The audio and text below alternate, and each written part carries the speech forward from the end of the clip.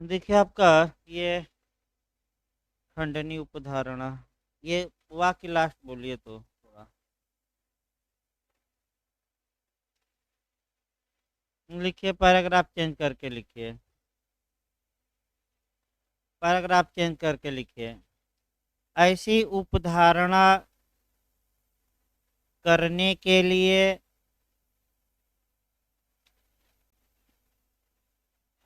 ऐसी उपधारणा करने के लिए न्यायालय बाध्य होता है। ऐसी उपधारणा करने के लिए न्यायालय बाध्य होता है। उपधा उपधारणा करने के लिए उपधारणा करने के लिए सबूत की मांग नहीं कर सकता। उपधारणा करने के लिए सबूत की मांग नहीं कर सकता, लेकिन यह सदैव खंडनीय होती है। लेकिन यह सदैव खंडनीय होती है। इसका उत्तम उदाहरण इसका उत्तम उदाहरण इस अधिनियम की धाराएं इसका उत्तम उदाहरण इस अधिनियम की धाराएं 79 1 कामा दीजिए 107 108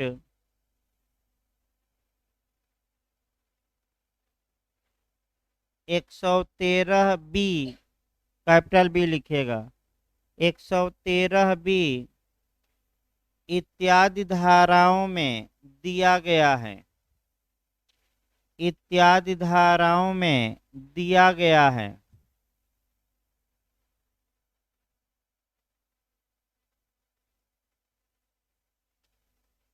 पैराग्राफ चेंज करके एक उदाहरण लिखिए। इस अधिनियम की धारा 108 के अनुसार इस अधिनियम की धारा 108 के अनुसार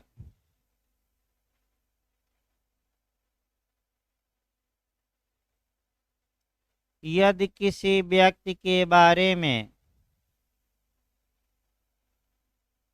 यदि किसी व्यक्ति के बारे में पिछले 7 वर्षों से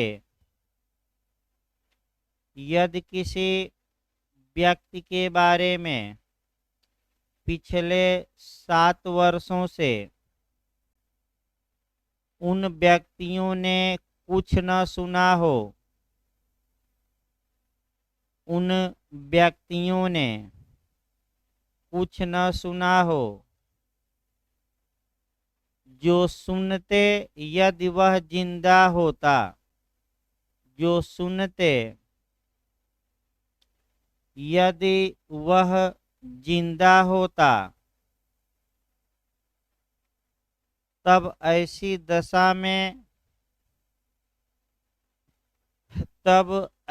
दशा में न्यायालय यह उपधारणा करेगा कि तब ऐसी दशा में न्यायालय यह उपधारणा करेगा कि ऐसे व्यक्ति की मृत्यु हो गई है, ऐसे व्यक्ति की मृत्यु हो गई है।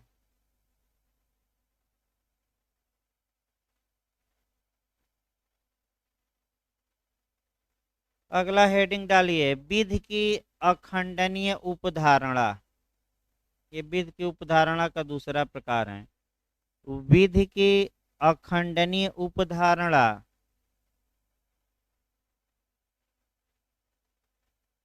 आप लिख करके लिख लीजिएगा निश्चायक सबूत, या दूसरी भाषा में इसको हम कहते हैं निश्चायक सबूत या कंक्लूसिव प्रूफ। इसी को हम कहते हैं विधि की अखंडनीय उपधारणा। लिखिए, इसमें पैराग्राफ चेंज करके लिखिए, विधि की अखंडनीय उपधारणा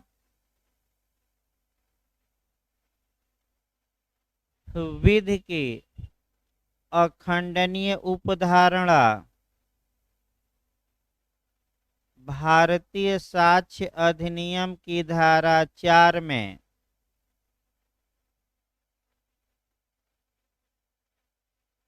भारतीय साक्ष्य अधिनियम की धारा 4 में दिए गए भारतीय साक्ष्य अधिनियम की सेक्शन 4 में दिए गए निश्चायक सबूत शब्द से संबंधित हैं। निश्चायक सबूत, अलग से इसको टिप्पणी के लिए भी तैयार रखिएगा, टिप्पणी भी बनता है, 1-1.5 पेज हम लिखवा देंगे डिटेल में थोड़ा। निश्चायक सबूत से संबंधित है जिसके अनुसार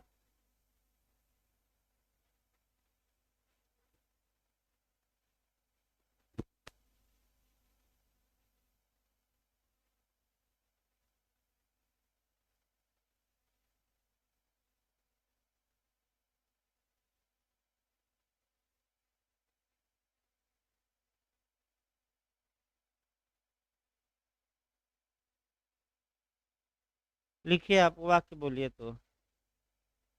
हाँ, जिनके अनुसार जहाँ की, कामा देकर लिखिएगा, जहाँ की इस अधिनियम द्वारा, ये कम से कम बेरेट की 2 लाइन भाषा याद रहने चाहिए। जहाँ की इस अधिनियम द्वारा एक तथ्य किसी अन्य तथ्य का, जहाँ की इस अधिनियम द्वारा एक तथ्य किसी अन्य तथ्य का निश्चायक सबूत घोषित किया गया है, निश्चायक सबूत घोषित किया गया है, कामा दीजिए, वहाँ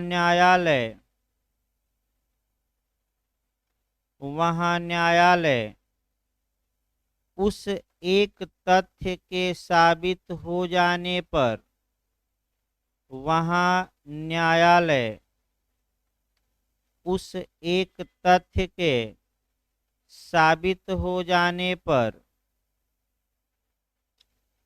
उस अन्य को साबित मानेगा। अन्य माने अन्य तथ्य,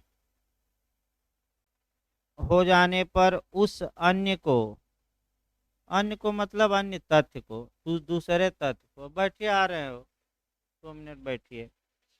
लिखिए भाई, आपका उस अन्य को साबित मानेगा और उसे नासाबित करने के प्रयोजन के लिए, और उसे नासाबित करने के प्रयोजन के लिए साक्ष्य दिए जाने की अनुज्ञा नहीं देगा। साक्ष्य दिए जाने की अनुज्ञा नहीं देगा। ये व्याख्या लिखिए भाई, इसकी पैराग्राफ चेंज कर लीजिए, आपका बैरक पूरा हो गया था। लिखिए,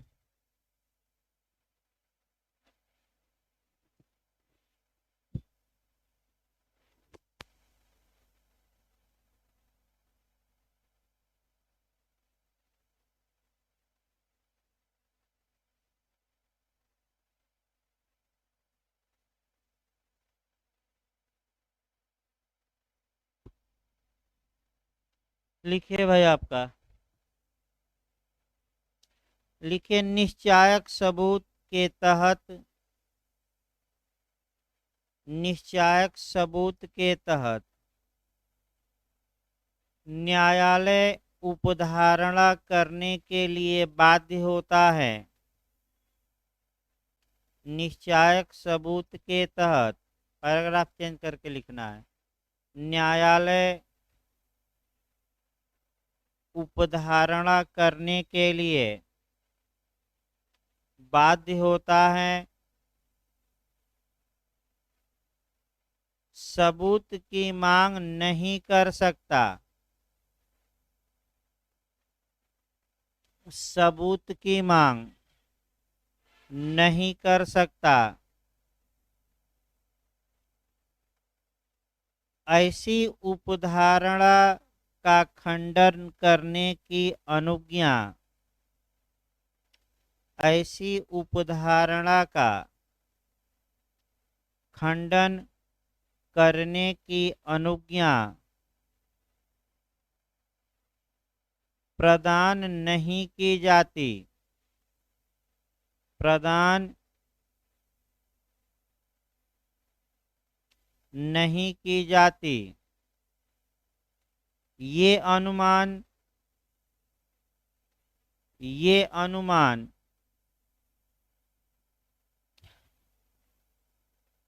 निर्विवाद प्रमाण के समान होता है, माने जिस पर कोई विवाद न हो, निर्विवाद प्रमाण के समान होता है।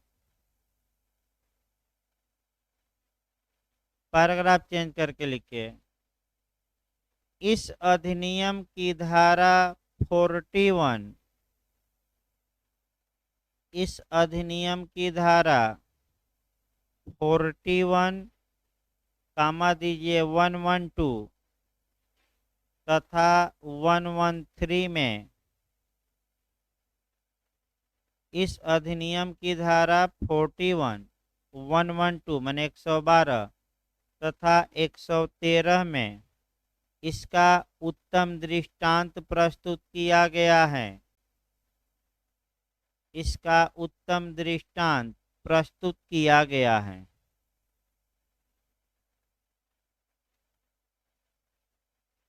अब जब आपका एक ही में लिखना हो तो केवल 3 धाराओं में से एक का उदाहरण दीजिएगा, और अगर टिप्पणी में अलग से आ जाए तो कम से कम 2 धाराओं का उदाहरण दीजिएगा। मैं तीनों तो नहीं लिखवा रहा हूँ, बहुत लंबा हो जाएगा। इसमें से जो 2 सेक्शन है वह मैं आपका लिखवा दे रहा हूँ। और ये पिछली बार आपका यूपीजे में प्री में भी आया था कि कंक्लूसिव प्रूफ एविडेंस की किन धाराओं में समाहित है, तो 41, 112 और 113। भाई प्री में भी जो लिखवाया जा रहा है, जहाँ से प्री में क्वेश्चन आया हुआ है उसको भी मैं बीच बीच में बता रहा हूँ। लिखिए पैराग्राफ चेंज करके, साक्ष्य अधिनियम की धारा 41 के अनुसार, वहीं 2 उदाहरण कम से कम देना है, तो 41, 112 दे दिया जाए। साक्ष्य अधिनियम की धारा 41 के अनुसार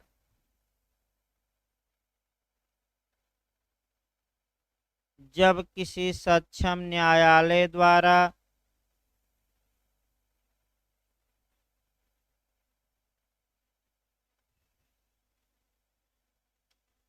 जब किसी सक्षम न्यायालय द्वारा प्रोवेट विषय,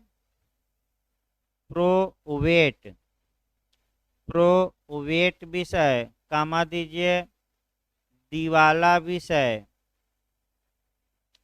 दिवाला विषय, फिर कामा दीजिए नवाधिकरण विषय, नवाधिकरण विषय या विवाह विषयक अधिकारिता के अधीन, या विवाह विषयक अधिकारिता के अधीन कोई अंतिम डिक्री आदेश या निर्णय, अंतरिम न लिखिएगा, कोई अंतिम यानी कि फाइनल, कोई अंतिम डिक्री आदेश या निर्णय पारित किया गया है, पारित किया गया है, तब वह तत्संबंधी विषय पर, माने उस विषय पर, तत्संबंधी माने उस विषय पर तब वह तत्संबंधी विषय पर निश्चायक होगा। निश्चायक होगा माने अकाट्य होगा, कंक्लूसिव होगा, निर्विवाद भी कहा जाता है, अकाट्य तर्क। पैराग्राफ चेंज करके दूसरा दृष्टांत लिखिए। इस अधिनियम की धारा 112 के अनुसार, इस अधिनियम की धारा 112 के अनुसार यदि किसी व्यक्ति का जन्म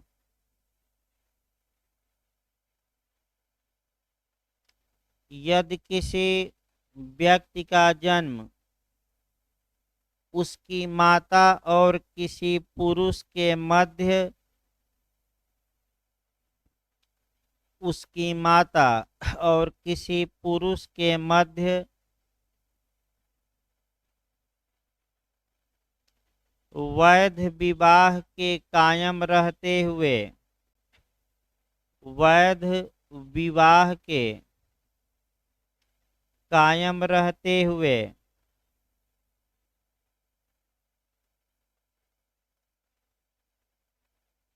या विवाह के विघटन के पश्चात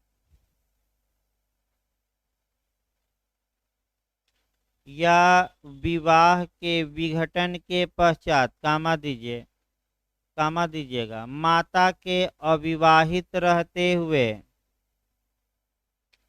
माता के अविवाहित रहते हुए, फिर कामा दीजिए, हुए के बाद कामा देना है। माता के अविवाहित रहते हुए मैंने पुनर्विवाह भी नहीं किया माता, इसका मतलब ये हुआ डाइवोर्स के बाद। अविवाहित रहते हुए फिर कामा देना है। 280 दिनों के भीतर हुआ था,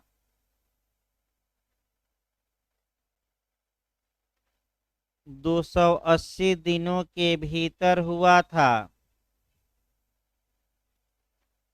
तब यह तथ्य इस बात का, तब यह तथ्य इस बात का निश्चायक सबूत होगा कि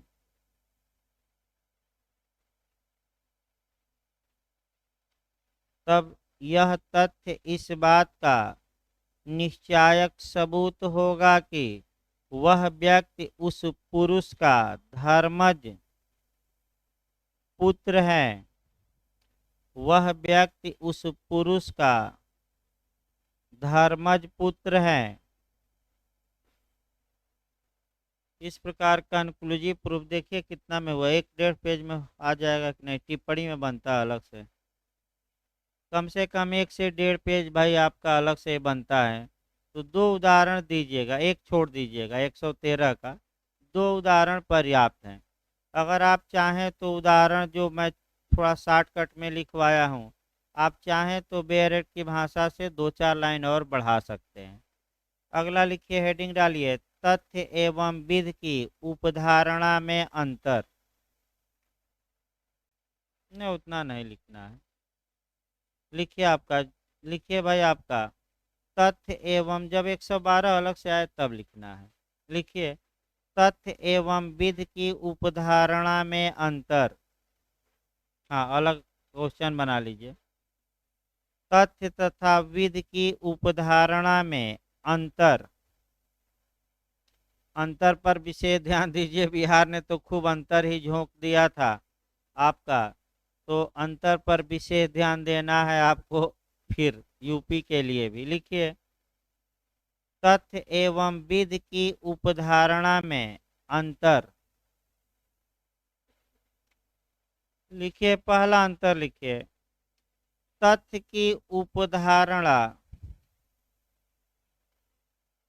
तथ्य की उपधारणा में, तथ्य वाले में लिखिएगा, तथ्य की उपधारणा में न्यायालय को विवेकानुसार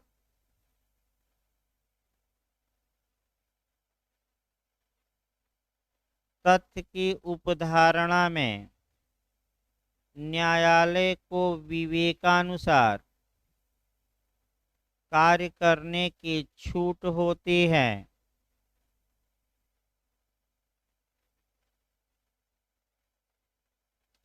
कार्य करने की छूट होती है। अब विध की उपधारणा में लिखिए। विध की उपधारणा में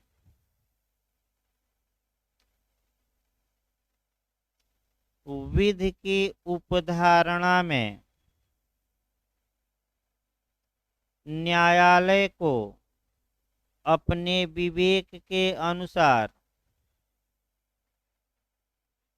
न्यायालय को अपने विवेक के अनुसार कार्य करने की छूट नहीं होती।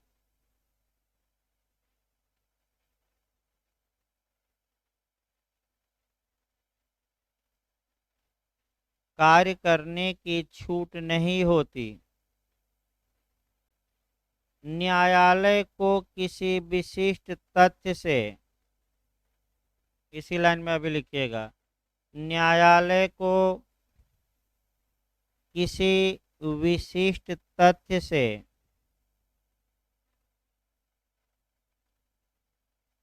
कोई विशिष्ट निष्कर्ष निकालना ही पड़ता है। कोई विशिष्ट निष्कर्ष निकालना ही पड़ता है।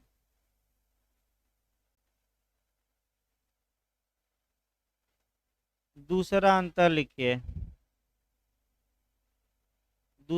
लिखिए। तथ्य की उपधारणा में तर्क की शक्ति रहती है। तथ्य की उपधारणा में तर्क की शक्ति रहती है। विध की उपधारणा में अब लिखिए। विध की उपधारणा में विधि के नियमों की शक्ति रहती है। विधि की उपधारणा में विधि के नियमों की शक्ति रहती है।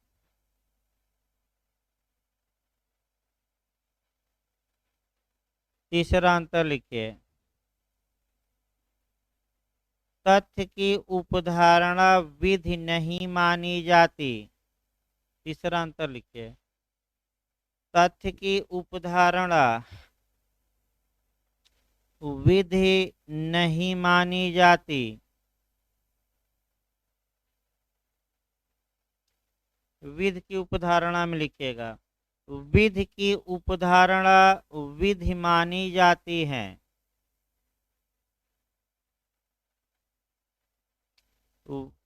विधि की उपधारणा विधि मानी जाती है।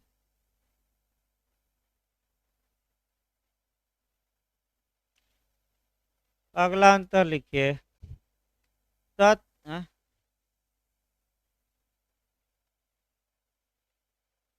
नहीं, न्यायालय ने अनुमान किया तब भी नहीं। तब अलग बात है। अनुमान की केवल बात की जा रही है, निर्णय की नहीं। केवल अनुमान की हम बात कर रहे हैं। अगला लिखिए।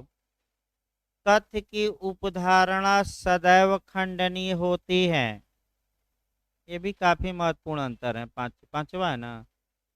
चौथा लिखिए। तथ्य की उपधारणा सदैव खंडनीय होती है।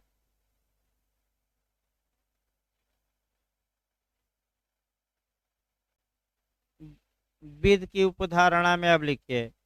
विधि की उपधारणा कुछ में खंडनीय तथा कुछ में अखंडनीय होती है। माने करेगा में खंडनीय थी और निश्चायक सबूत में बता क्या था, अखंडनीय। लिखिए। विधि की उपधारणा कुछ में खंडनीय तथा कुछ में अखंडनीय होती है।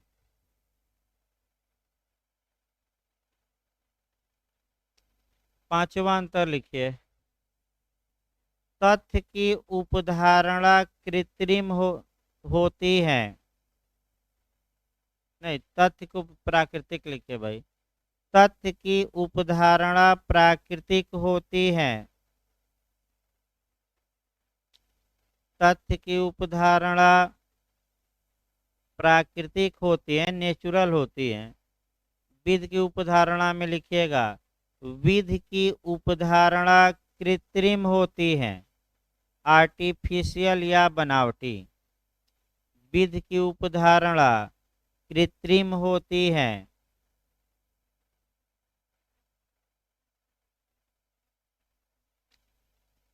अगला अंतर लिखिए, तथ्य की उपधारणा में लिखिएगा, तथ्य की उपधारणा में,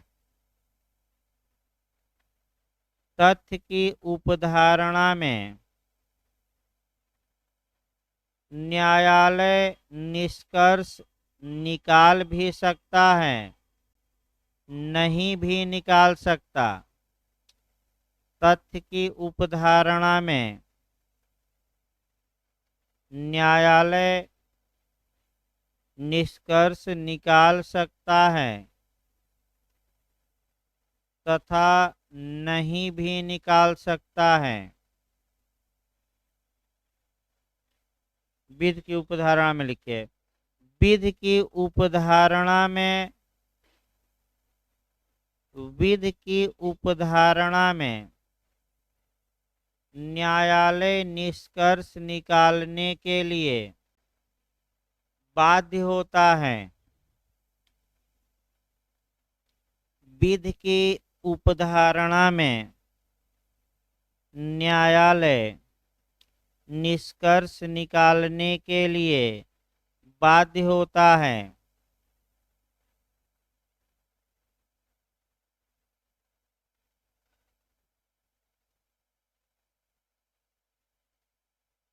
अगला प्रश्न बनाइए, धारा 6 से एक क्वेश्चन बनता है आपका।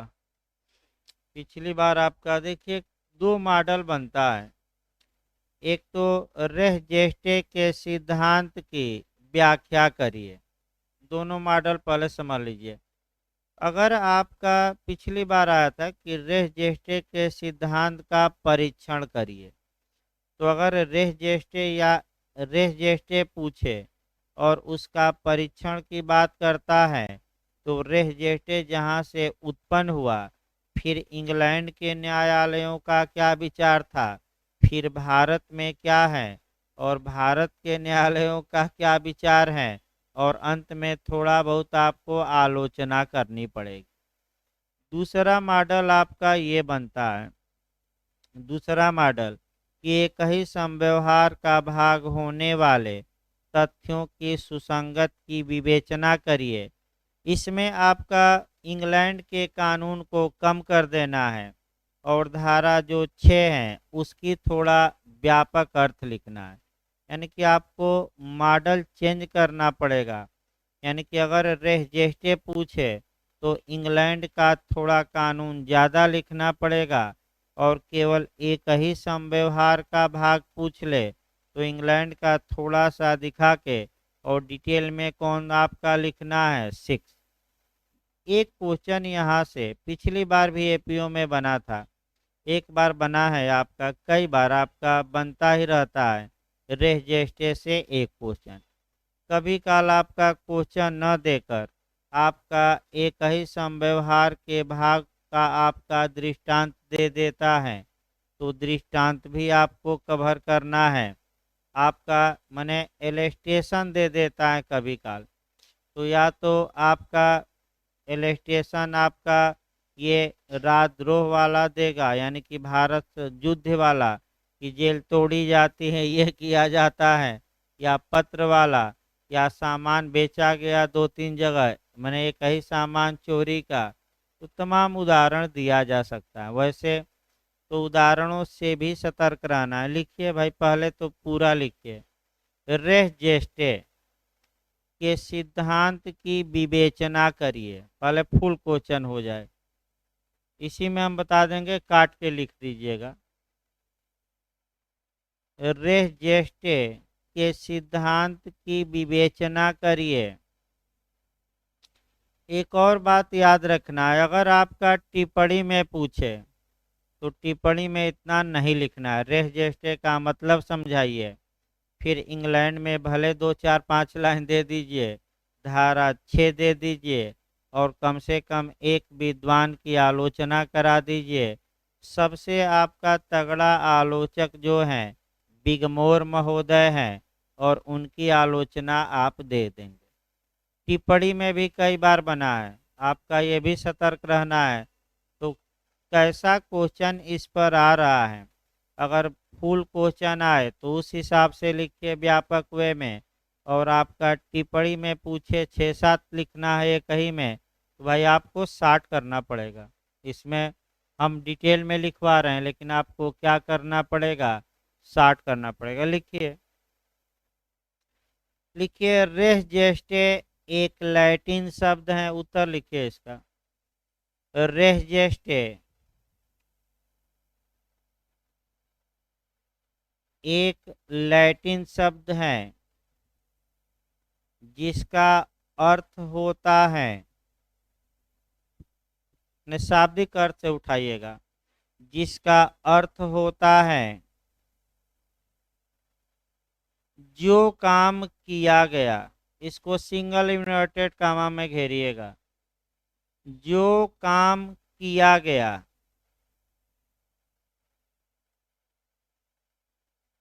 खड़े पाए दे दीजिए।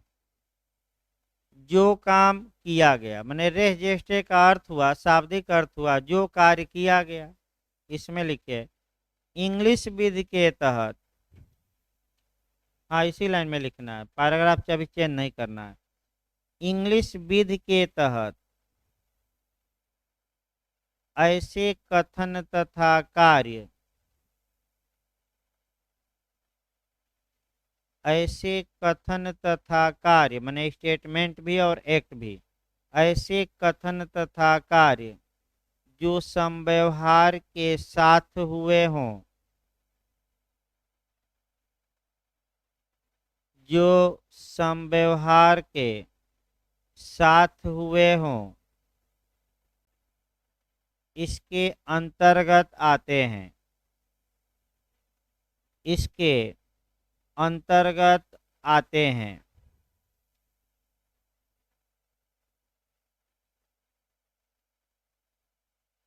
भारत में,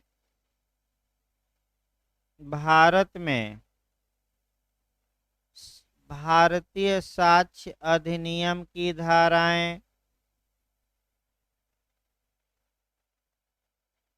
भारतीय साक्ष्य अधिनियम की धाराएं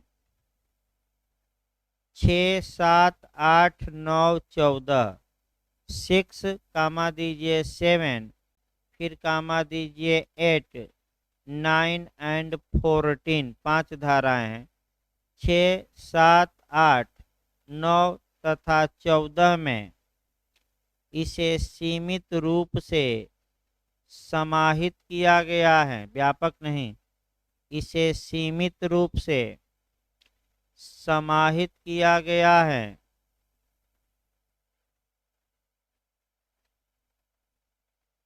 तथा धारा 6 के तहत, तथा धारा 6 के तहत इसे एक ही समव्यवहार का भाग होने वाले तथ्य कहा गया है। इनकी भारत में रेह जेस्टे शब्द का प्रयोग नहीं है। क्या प्रयोग है, एक ही समव्यवहार का भाग कहे जाने वाले तथ्य।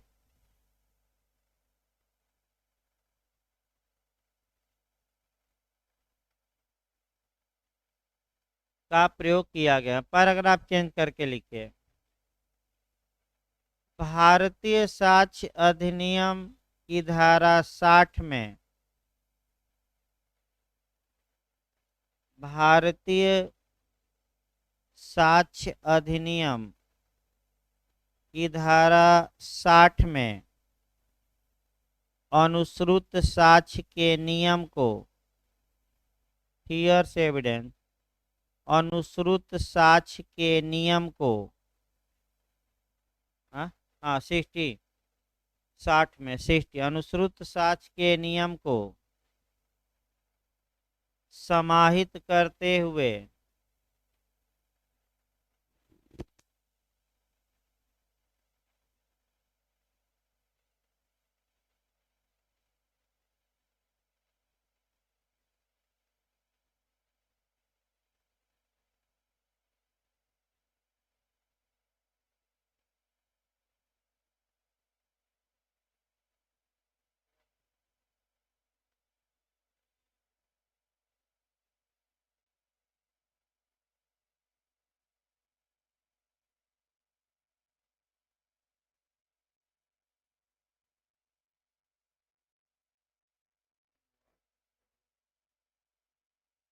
ऐसे लिखिए भाई। देखिए फिर आपका थोड़ा वाक्य है इसको। भारतीय साक्ष्य अधिनियम की धारा 60 में अनुश्रुत साक्ष्य का नियम समाहित है।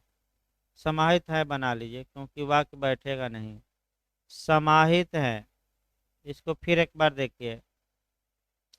भारतीय साक्ष्य अधिनियम की धारा 60 में अनुश्रुत साक्ष्य का नियम समाहित है, जिसके अनुसार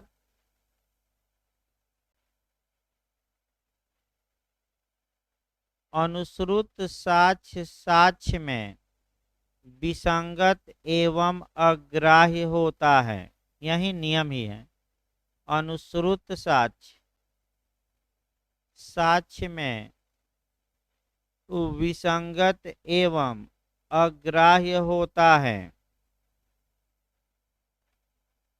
लेकिन रेहजेस्टे इसका अपवाद है। लेकिन रेहजेस्टे इसका अपवाद है।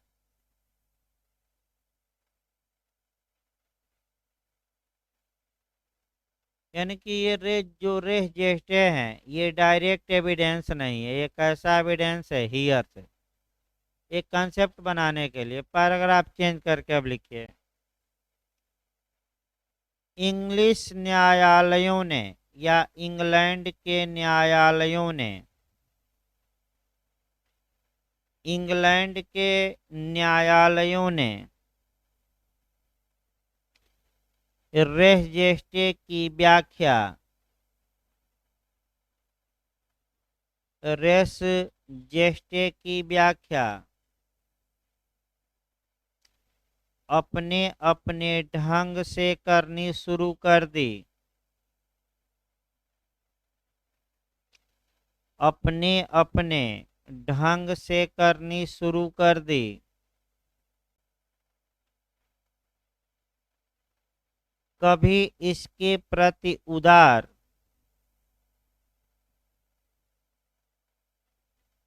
कभी इसके प्रति उदार तो कभी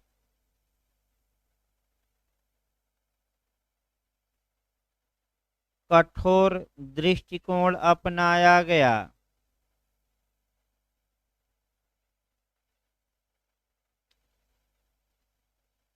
जिसके कारण इसके अर्थ को लेकर अनिश्चितता बढ़ गई। जिसके कारण इसके अर्थ को लेकर अनिश्चितता बढ़ गई। अब इंग्लैंड का कम से कम दो केस दिखाना है। एक केस आपका संकुचित दृष्टिकोण और एक क्या दिखाना है? उदारवादी। लिखिए आपका आर बनाम वेडिंग फील्ड केस लिखिए। आर वर्सेज वेडिंग फील्ड 1879 1879 का केस है। आर बनाम वेडिंग फील्ड 1879 जस्टिस काकबर्न जस्टिस काकबर्न। लिखिए पैराग्राफ चेंज करके। मामला क्या हुआ था? दो लाइन जरूर दिखा दीजिएगा इसमें। लिखिए प्रस्तुत मामले में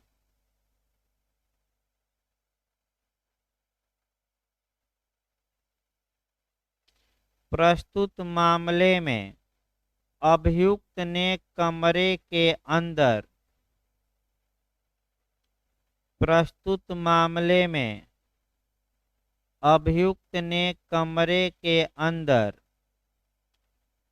एक महिला के गले पर, एक महिला के गले पर गंभीर चोट कारित की थी।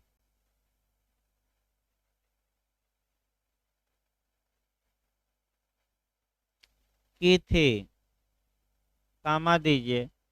वह महिला कमरे से भागते हुए बाहर आई। वह महिला कमरे से भागते हुए बाहर आई और अपनी चाची से कही, और अपनी चाची से कही। कामा देकर लिखिएगा। कामा देने के बाद आप कोटेशन है तो डबल इन्वर्टेड कामा में ऊपर से घेरा जाता है। हूबहू अगर किसी का कोटेशन लिखना हो तो डबल में लिखिए, मेरी प्यारी चाची देखो, मेरी प्यारी चाची देखो। कामा दीजिए।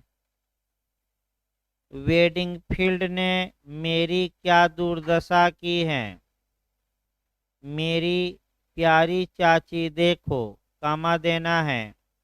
वेडिंग फील्ड ने मेरी क्या दुर्दशा की है।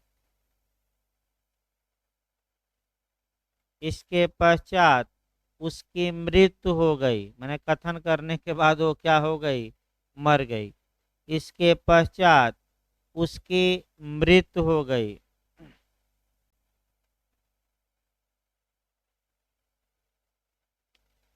पैराग्राफ चेंज करके लिखिए, न्यायाधीश काकबर्न ने,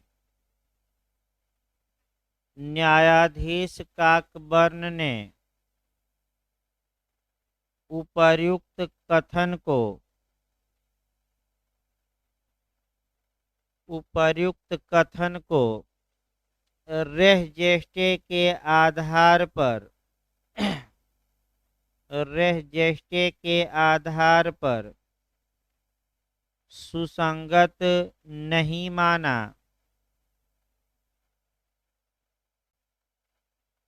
सुसंगत नहीं माना,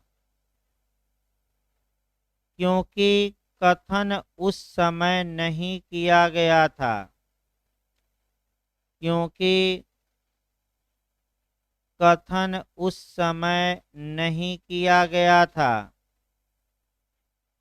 जब उस स्त्री का गला काटा जा रहा था, क्योंकि कथन उस समय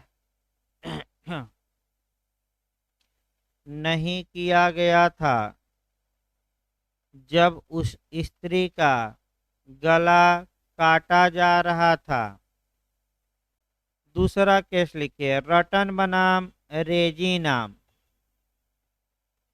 दूसरा केस लिखिए, रटन बनाम रेजी नाम। हाँ, रेजी नाम मैंने वही किंग या रिंग जो भी कहिए। 1971, ये 1971 का केस है। 1971 justice Wilbur force, justice Wilbur force,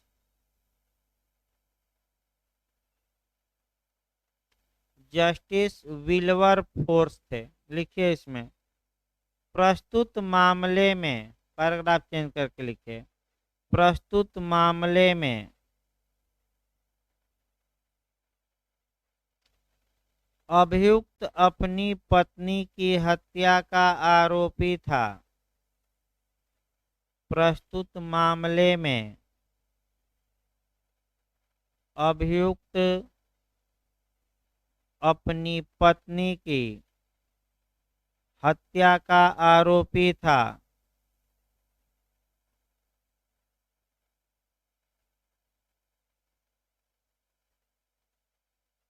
उसकी पत्नी ने फोन करके पुलिस से सहायता मांगी। उसकी पत्नी ने फोन करके पुलिस से सहायता मांगी तथा वह कराह रही थी।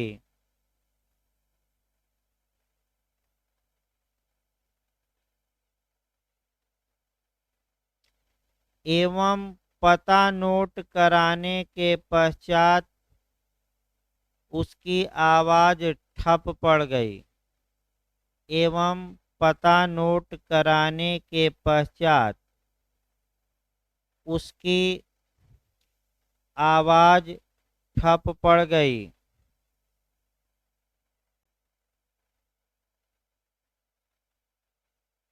न्यायाधीश विल्बरफोर्स ने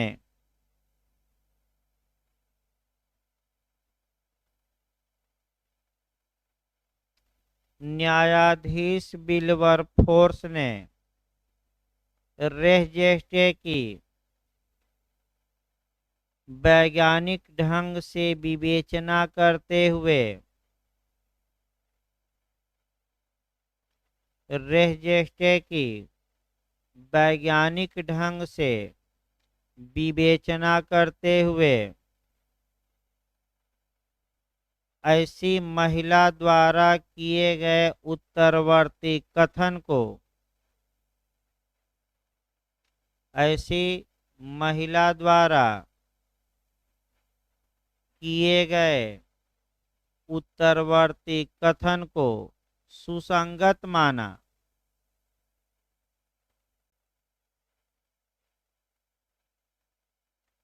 सुसंगत माना।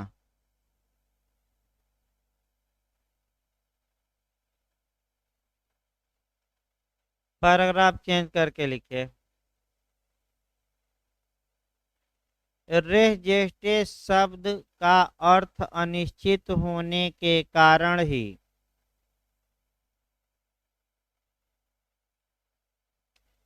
रेस्जेस्टे शब्द का अर्थ अनिश्चित होने के कारण ही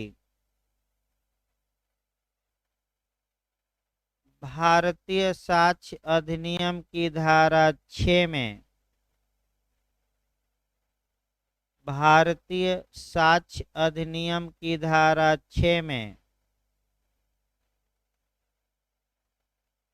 इस शब्द का प्रयोग न करके इस रेस्जेस्टे का प्रयोग नहीं है, इस शब्द का प्रयोग न करके एक ही समव्यवहार का भाग होने वाले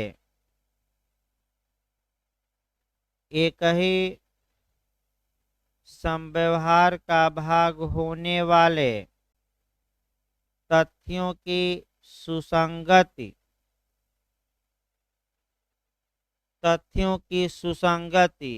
शब्द का प्रयोग किया गया है। शब्द का प्रयोग किया गया है।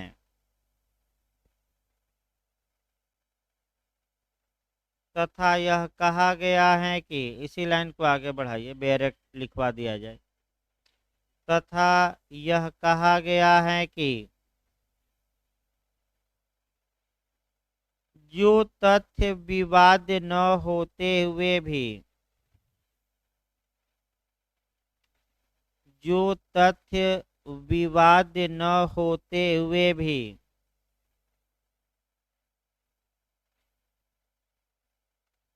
किसी विवाद्यक तथ्य से किसी विवाद्यक तथ्य से उस प्रकार संसक्त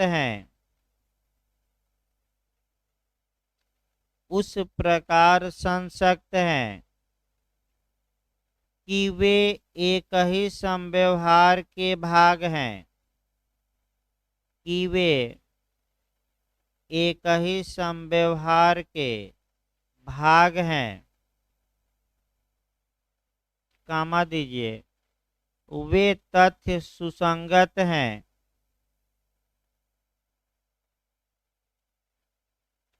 वे तथ्य सुसंगत हैं, कामा दीजिए, चाहे वे उसी समय और स्थान पर, चाहे वे उसी समय और स्थान पर या विभिन्न समयों और स्थानों पर या विभिन्न समयों और स्थानों पर घटित हुए हों।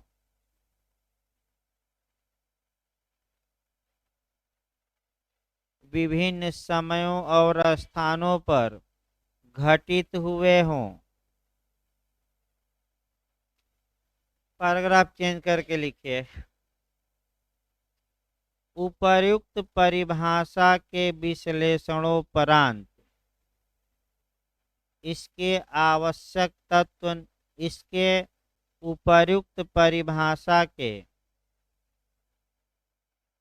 विश्लेषणोपरांत इसके निम्नलिखित आवश्यक तत्व निष्कर्षित होते हैं। इसके निम्नलिखित आवश्यक तत्व निष्कर्षित होते हैं।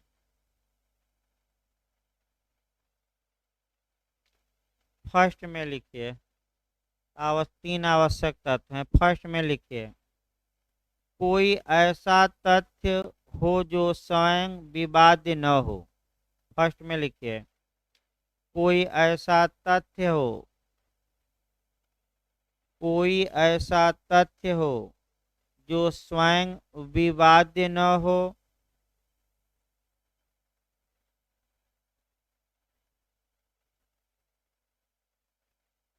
सेकंड में लिखिए, ऐसा तथ्य किसी विवादक तथ्य से संसक्त हो, माने जुड़ा हो। ऐसा तथ्य किसी विवादक तथ्य से संसक्त हो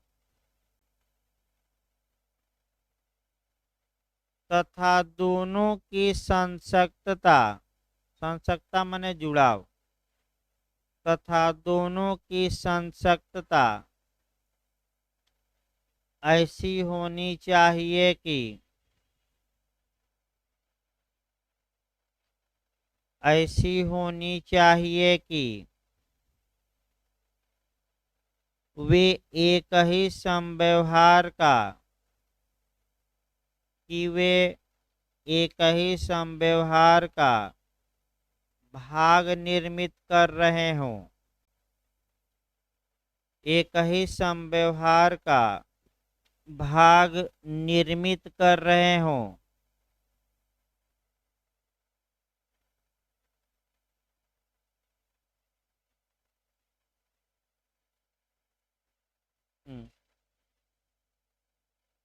माने जिसे एक पक्ष का डिमांड करे दूसरा डिनाई करे, ऐसा नहीं है। अगर ये होता है तब विवादक उत्पन्न होता है। लेकिन वो जो तथ्य है विवादत से क्या है, जुड़ा है, लेकिन सामान्य जुड़ाव नहीं है, उसी वो घटना का क्या है, भाग प्रतीत होता है। तब लिखिए, थर्ड लिखिए, तब ऐसी दशा में, थर्ड में लिखिएगा, अभी पूरा नहीं हुआ। थर्ड में, तब ऐसी दशा में ऐसा तथ्य जो स्वयं विवाद्य न हो, तब ऐसी दशा में ऐसा तथ्य जो स्वयं विवाद्य न हो सुसंगत होगा, सुसंगत होगा, कामा दीजिए, चाहे वे उसी समय और स्थान पर, चाहे वे उसी समय और स्थान पर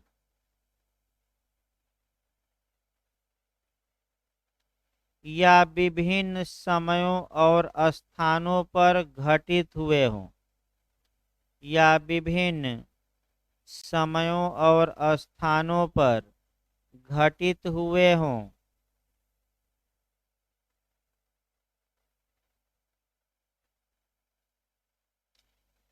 दृष्टांत लिखिए, उसके बाद व्याख्या किया जाए। उदाहरण हेडिंग डाल लीजिए, एलेस्टेशन। एक उदाहरण दीजिएगा, छोटा ही उदाहरण उठाया जाए। उदाहरण, प्रश्न है यह है कि, उदाहरण में लिखिए, प्रश्न यह है कि क्या ख से आदिष्ट, प्रश्न यह है कि, प्रश्न यह है कि क्या ख से आदिष्ट अमुक माल क को परिदत्त किया गया था। फिर एक बार देखिए, प्रश्न यह है कि क्या ख से आदिष्ट अमुक माल क को परिदत्त किया गया था। फुल स्टॉप देकर इसी में लिखिए, वह माल अनुक्रमशः कई मध्यवर्ती व्यक्तियों को, वह माल अनुक्रमशः कई मध्यवर्ती व्यक्तियों को परिदत्त किया गया था, परिदत्त किया गया था। फुल स्टॉप देकर लिखिएगा, परिदत्त किया गया था।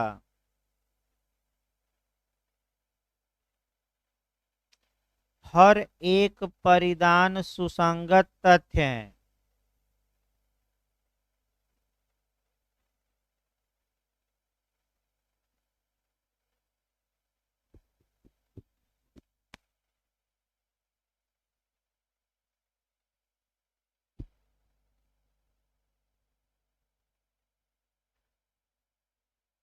हो गया ना, सुसंगत तथ्य है। हर एक परिदान सुसंगत तथ्य है। अगला लिखिए इसमें आपका,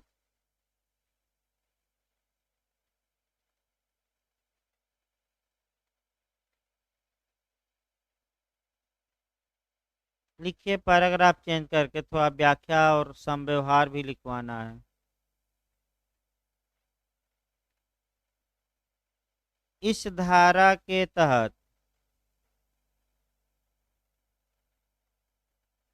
इस धारा के तहत उन सभी तथ्यों को सुसंगत बनाया गया है, उन सभी तथ्यों को सुसंगत बनाया गया है जो विवादक तो नहीं होते, जो विवादक तो नहीं होते, लेकिन विवादक तथ्यों से,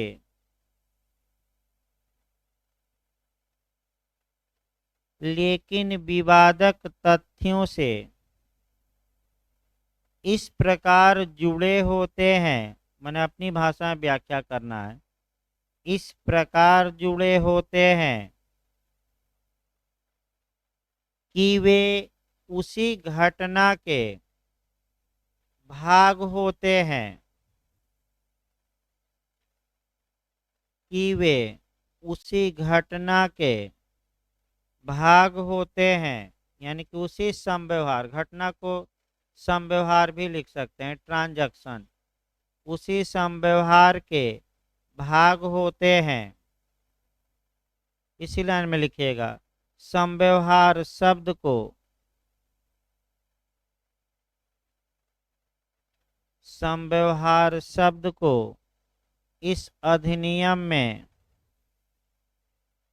परिभाषित नहीं किया गया है। मैंने ट्रांजैक्शन को कहीं परिभाषित नहीं किया गया है, लेन देन भी कहा जाता है। संव्यवहार शब्द को इस अधिनियम में कहीं परिभाषित नहीं किया गया है। इसका अर्थ इंटरव्यू में अर्थ बना है, इंटरव्यू में भी एक क्वेश्चन बना है। जब भी समव्यवहार पूछे तो इंग्लिश में बताइएगा बंडल ऑफ फैक्ट, यानी कि तथ्यों का समूह जो एक दूसरे से क्या हो और उनका जुड़ाव इस प्रकार हो कि वह एक ही घटने का भाग, उनको एक विधिक नाम दिया जा सके। लिखिए, इसको लिखवाते हैं हम, वाक्य बोलिए तो फिर।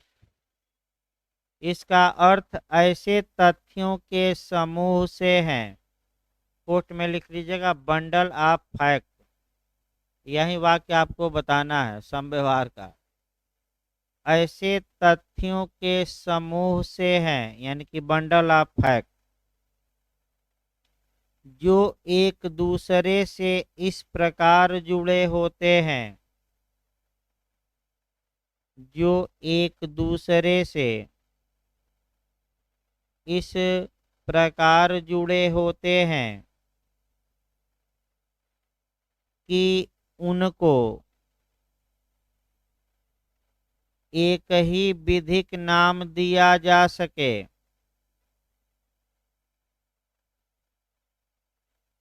उनको एक ही विधिक नाम दिया जा सके।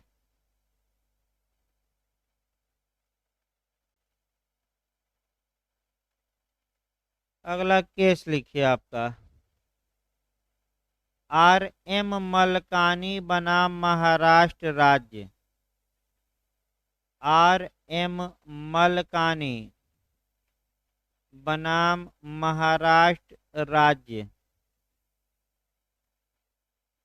AIR 1973 supreme court.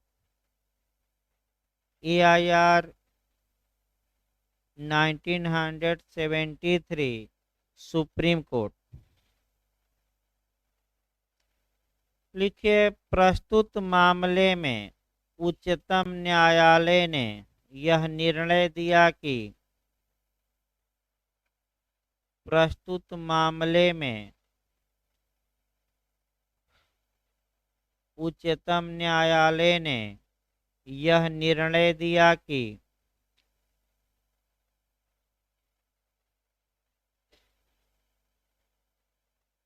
यदि बातचीत होने के दौरान, यदि बातचीत होने के दौरान बातें टेप कर ली गई हों,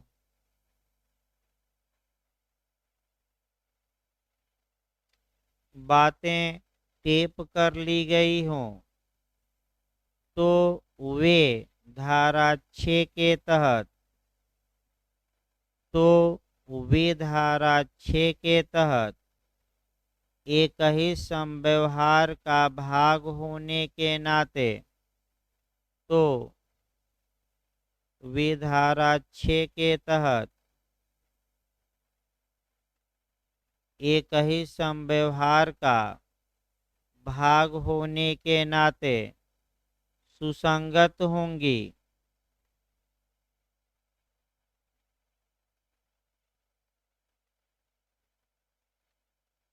पैराग्राफ चेंज करके लिखिए, रेह जेस्टे सिद्धांत की आलोचना। हेडिंग डाल लीजिए, रेह जेस्टे सिद्धांत की आलोचना।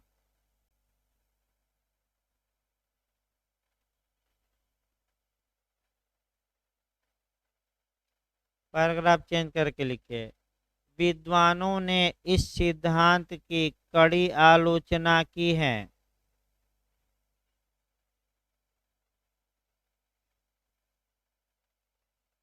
विद्वानों ने इस सिद्धांत की कड़ी आलोचना की है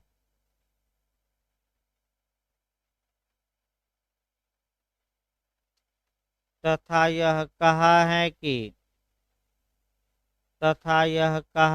कि यह सिद्धांत अस्पष्ट,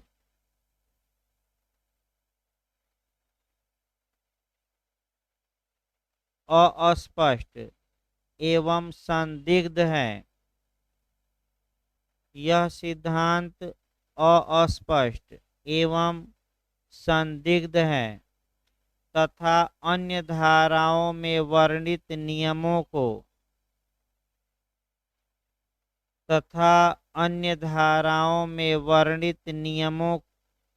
की परिधि को माने क्षेत्र को तथा अन्य धाराओं में वर्णित नियमों की परिधि को कम करता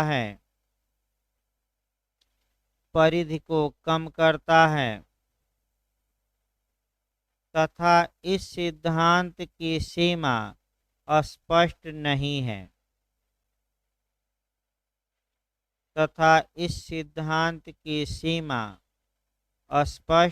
नहीं है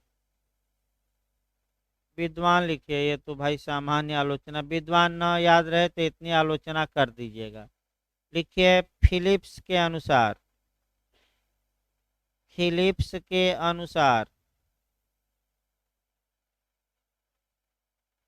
फिलिप्स महोदय, यह सिद्धांत अनिश्चितता को जन्म देता है। यह सिद्धांत अनिश्चितता को जन्म देता है। ये फिलिप्स महोदय कह रहे हैं।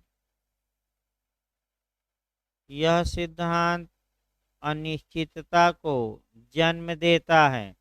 सबसे कड़ी आलोचना आपका प्रोफेसर बिगमोर ने की है। लिखिए प्रोफेसर बिगमोर के अनुसार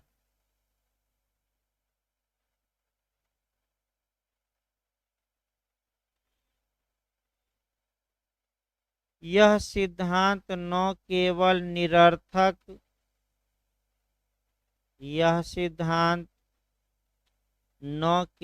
निरर्थक बल्कि क्षतिकारक भी है। यह सिद्धांत न केवल निरर्थक बल्कि क्षतिकारक भी है।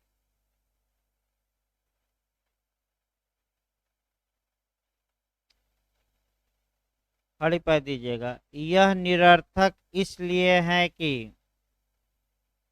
यह निरर्थक इसलिए है कि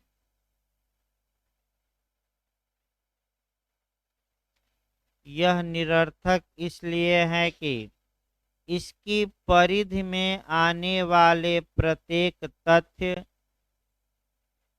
इसकी परिधि में आने वाले प्रत्येक तथ्यों की सुसंगत से संबंधित प्रत्येक तथ्यों की सुसंगति से संबंधित नियम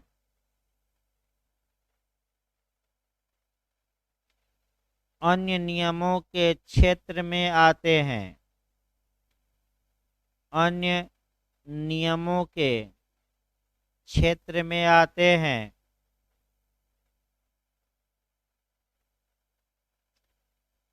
जबकि यह क्षतिकारक इसलिए है कि